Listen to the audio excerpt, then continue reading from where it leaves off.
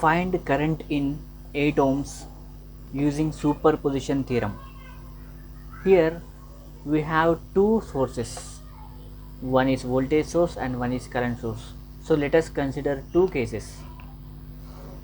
Case 1, consider 12-volt source acting alone. At that time the current source is to be open circuited. Now I am redrawing the circuit with the current source as open circuit.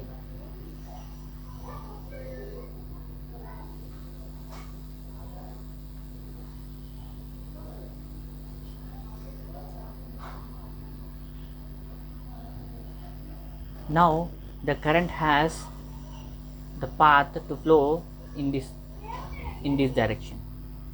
So the total current I is nothing but total voltage divided by total resistance, which is 6 plus 4 plus 8, 18, which is 0.667 amps.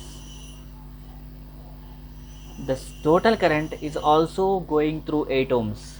Let us say case 1 current is 0.667, which is going through 8 ohms. Now let us consider 4 ampere source. So case 2, consider 4 amps is acting alone. At this time the voltage source should be short circuited. So voltage source is shorted and I am redrawing the circuit.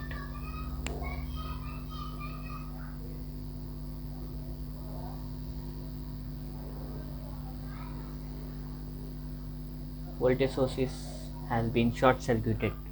Now the 4 ampere of current is having two paths in 6 ohms, as well as some current goes through this combination is 12 ohms.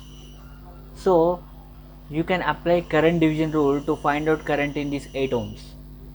So according to current division rule, current through 8 ohms I am writing as I double dash is total current into opposite resistance upon sum of the resistances, 6 plus 4 plus 8, which is 1.333 amperes. Now we will add these two case currents, I dash plus I double dash, which is going through current through 8 ohms. So I dash we got 0.667 and I double dash as 1.333. So the answer is 2 amperes.